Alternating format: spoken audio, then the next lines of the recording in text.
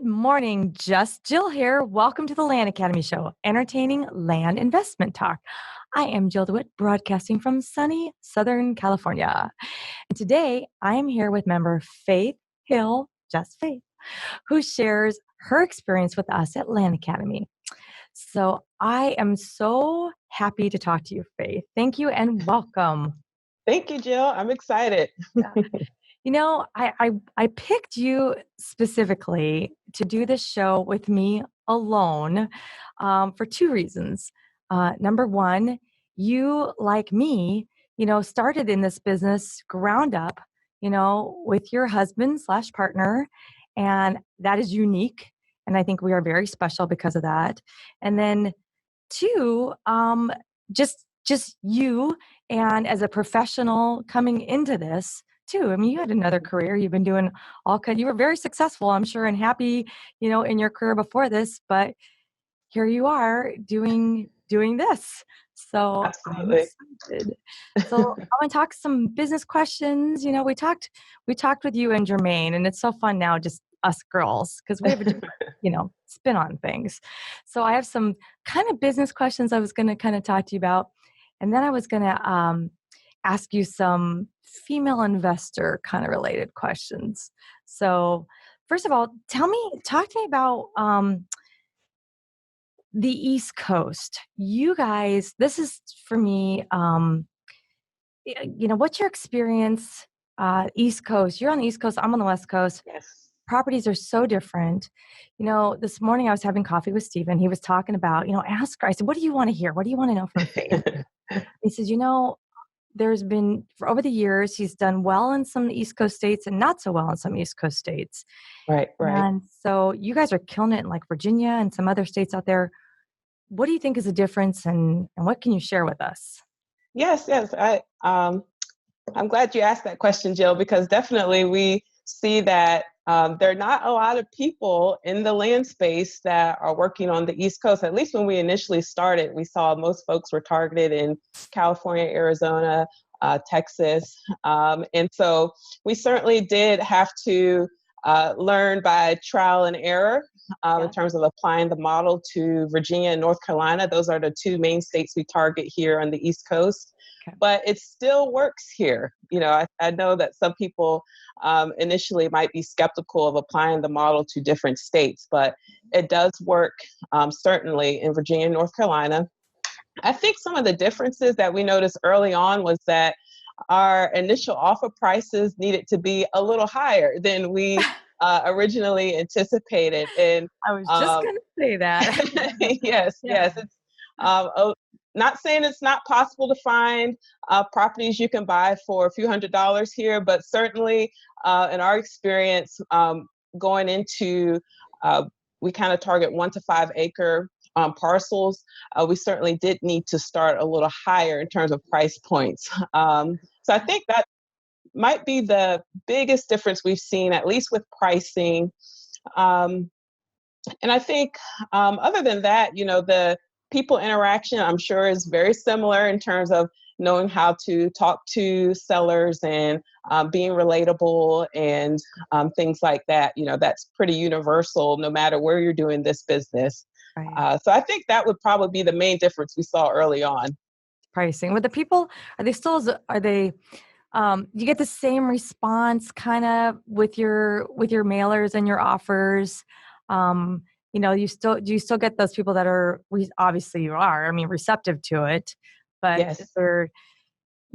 Like me coming from Southern California, I never forget the first time I was dealing with people in New York, right? And I'm like, what the heck? And the way that they talk to each other and the way that they interact, I'm like, oh my goodness, if I lived there, I'd be eaten alive. I don't, so it's so right. fun. Right. I guess maybe people are people, no matter where you are.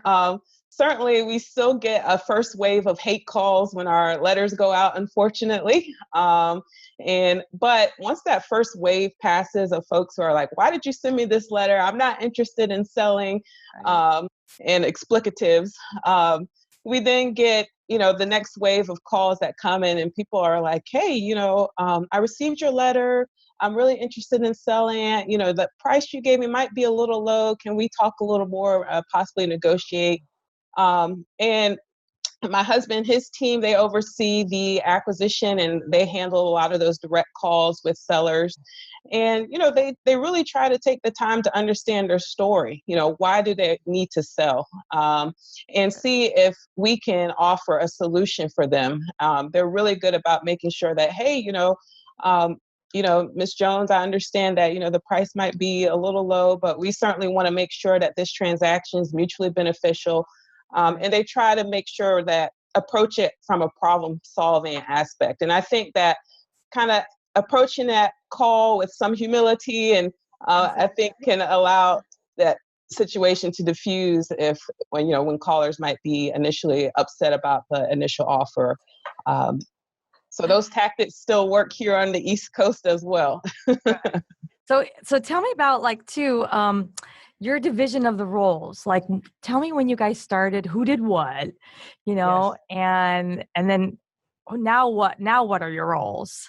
Yes. It's still adapting too. But when we initially started, and I initially jumped in the business, Jermaine had been pretty much doing everything with the assistance of a virtual assistant.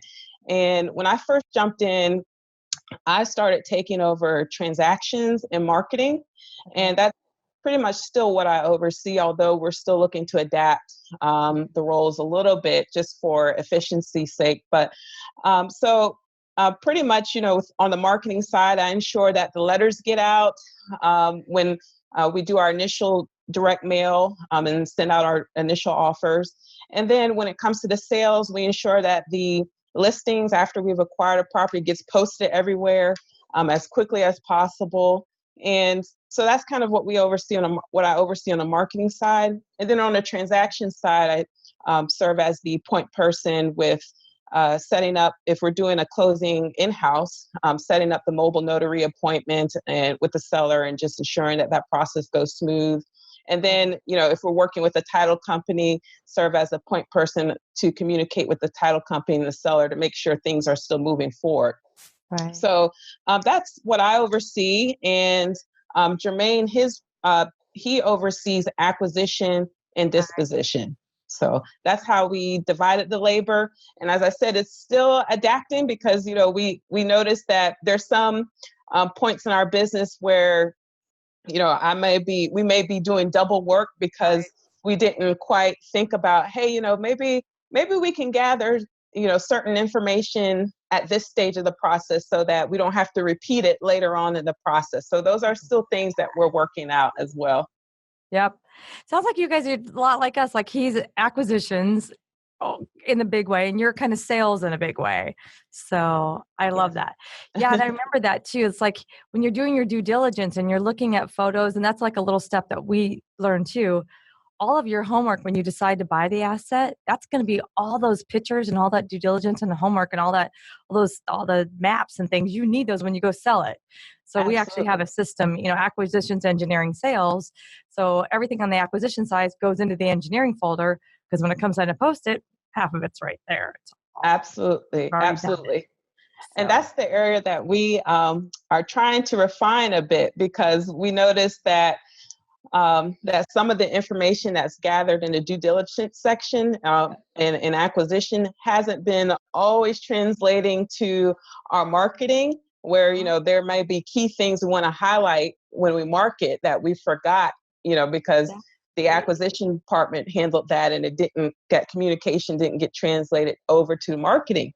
So we're working on trying to refine that communication a little bit more so that, we can ensure that we're marketing those things that we believe will help move the property quicker.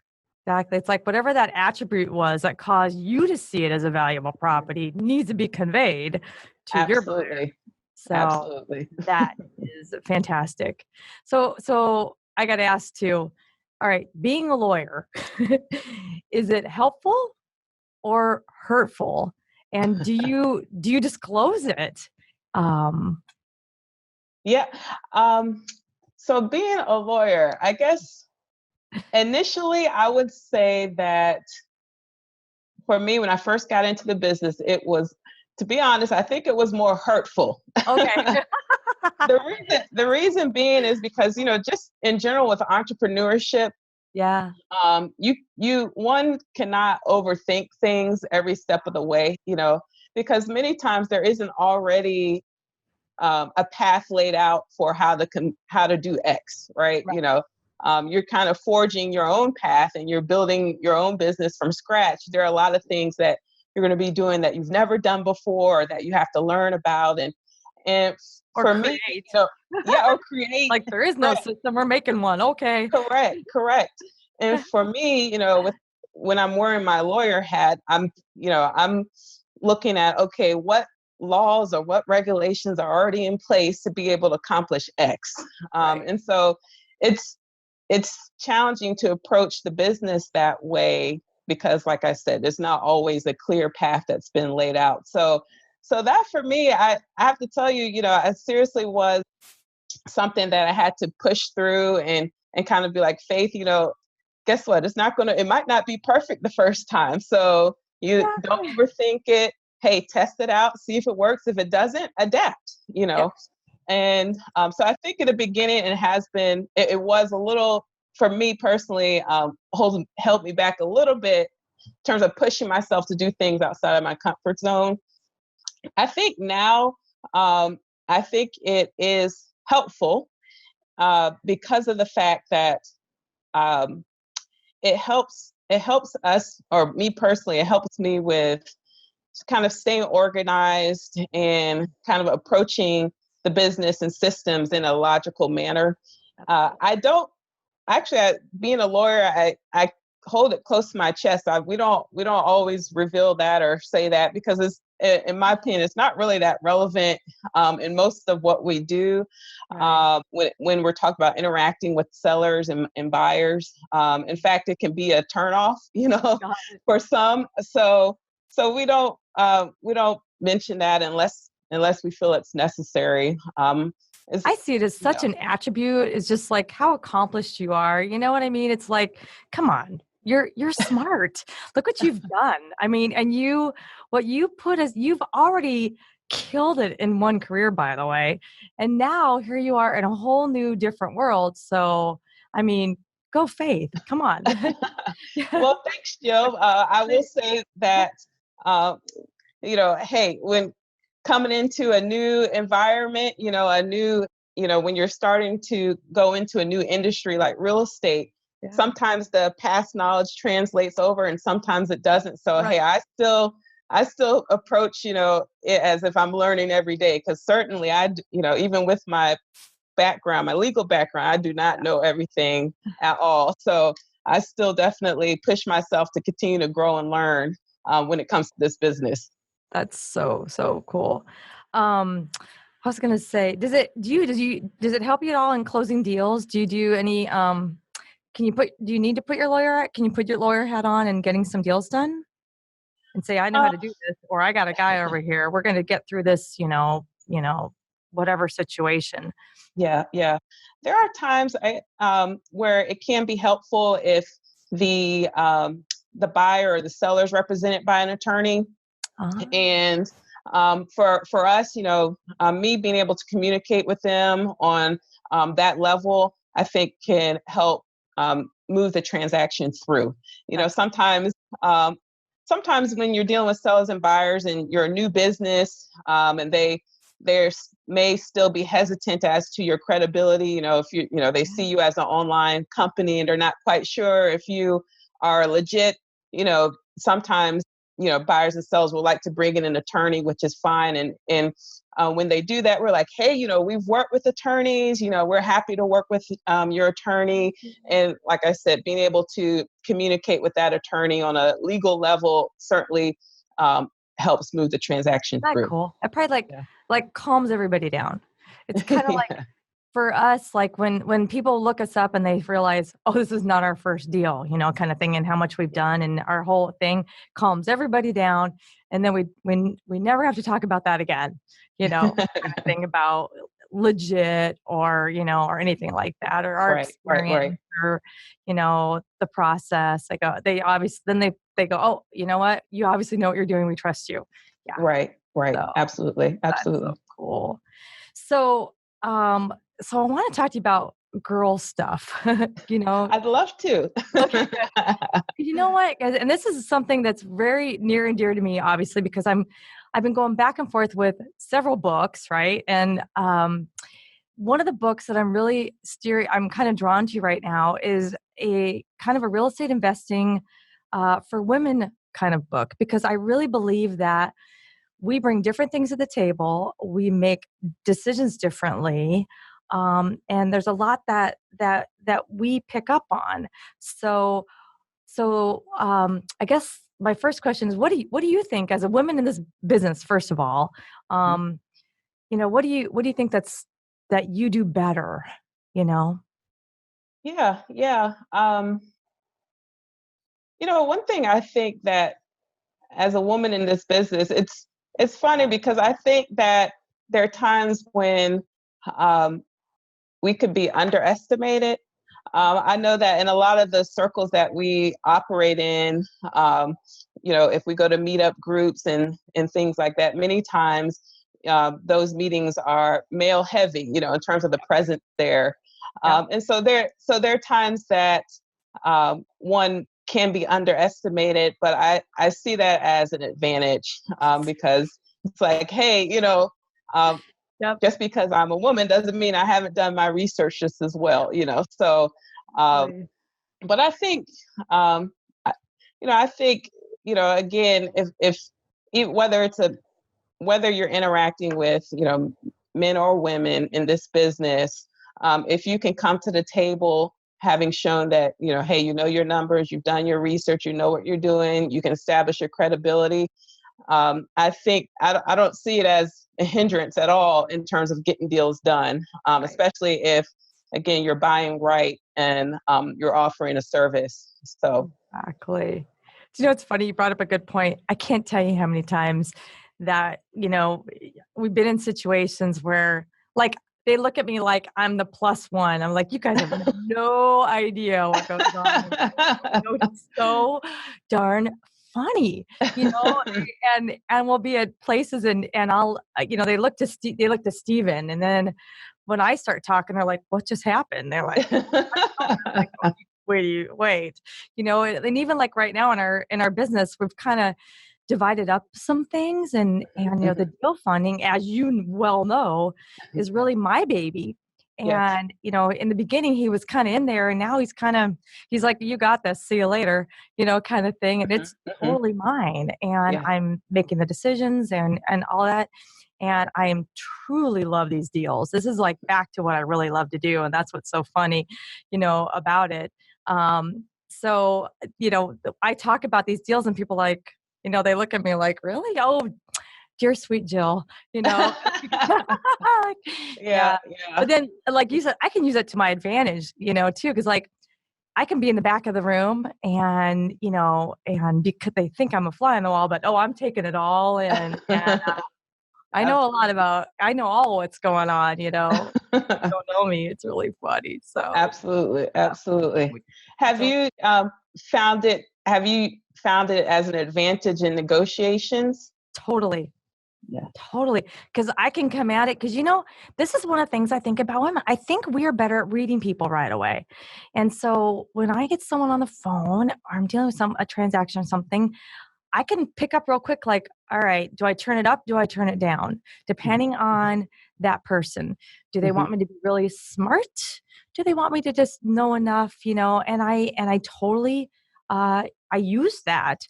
So, that's what I think, like, it's like our gut instinct, we Mhm. can Mhm. read people and use it. So, Mhm. and then Mhm. usually what I do though, I usually hold back.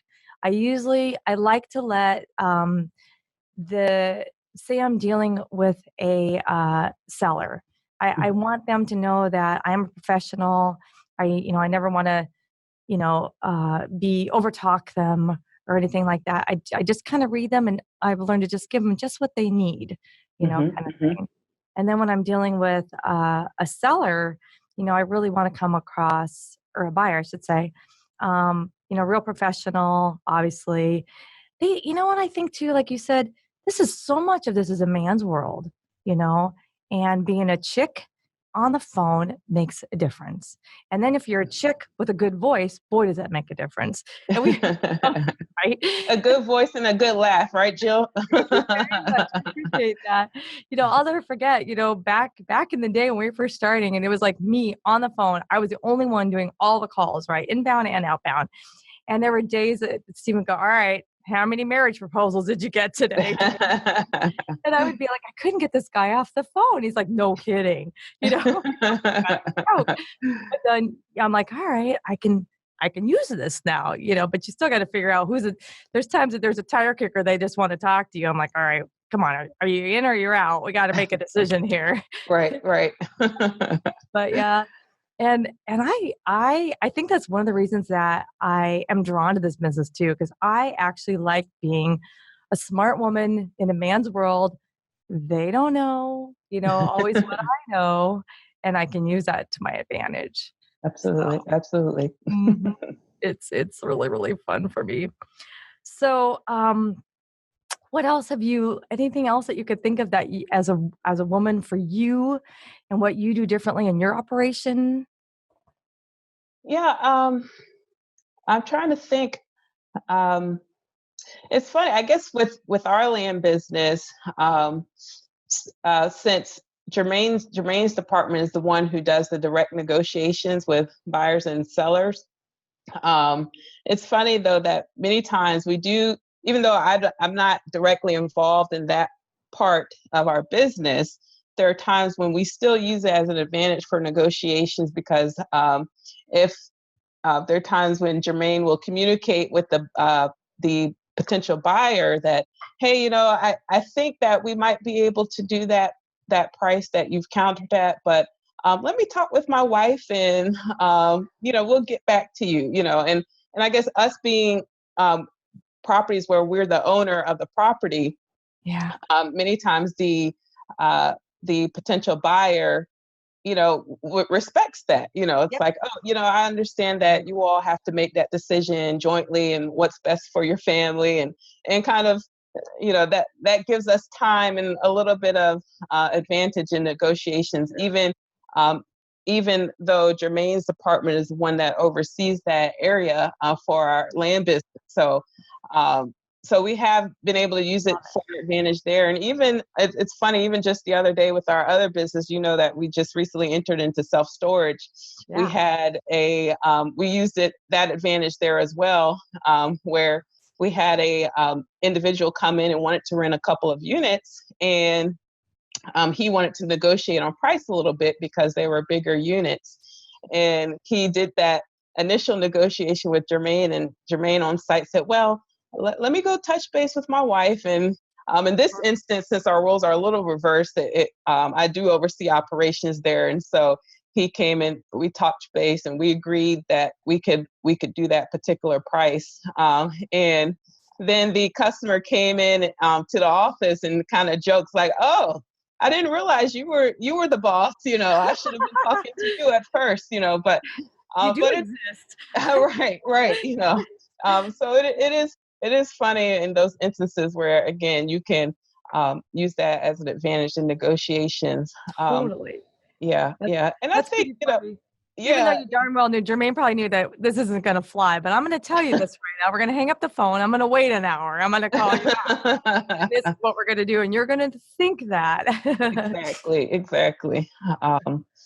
But I agree with you too. I'll second the comment that you made earlier, Jill, about being able to read people. I think that approaching a business from when you have both perspectives, men and women involved, there's some things that sometimes we pick on that my husband might not pick up on, and certainly vice versa. So being able to bring both of those perspectives to the table, I think, helps us in our decision making, for sure.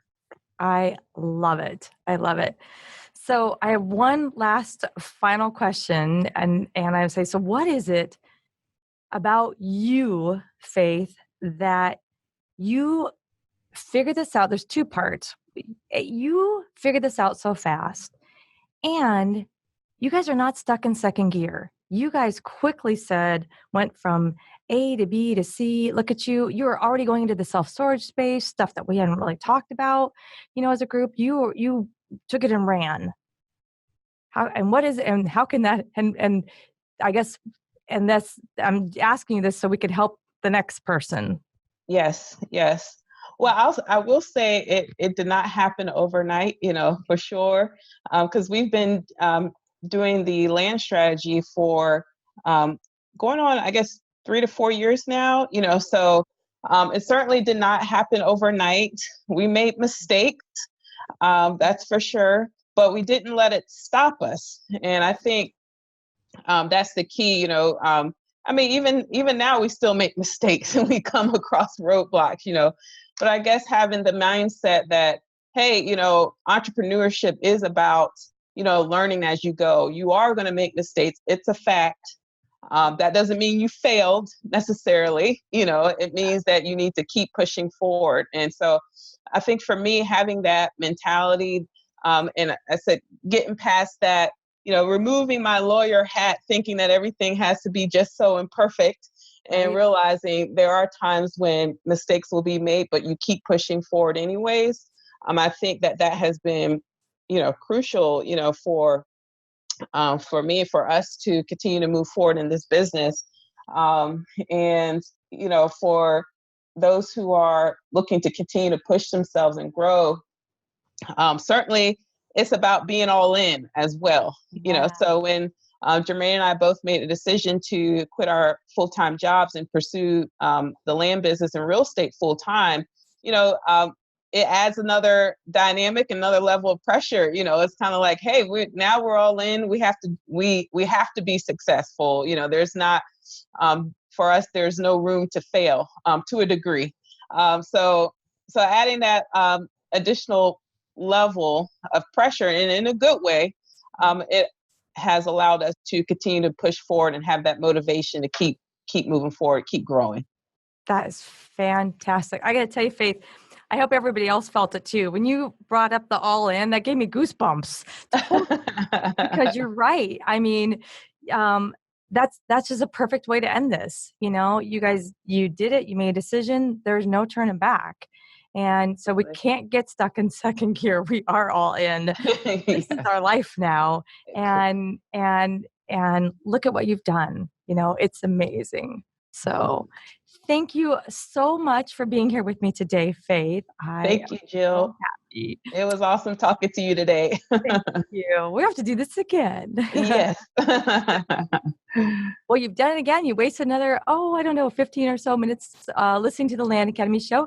Join us next time for another interesting episode. And of course, we will get back to answering questions that you have posted on our online community at landinvestors.com. It's free.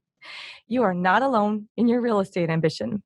Okay, this is the little after show. It's kind of funny. It's like, it's a little different, and it's actually, I'd say it's a little refreshing actually having the mic and the studio all to myself. So, this might start something bigger. We'll see. I know. Another podcast. Oh my gosh. Faith, we've been talking about several, by the way, because, we're going to do House Academy. So that's going to launch a new show. Mm-hmm. And then we've been talking about another kind of a show. Would it be very different from what, investing, but it'll be good. It'll still be hopefully entertaining. I'm sure. Well, thank you again. Tell Jermaine I said hello, and I'm sure I will be talking to you soon. We've got some deals that we're all Absolutely. Take care. All right. Thanks, Jill. Bye. Bye.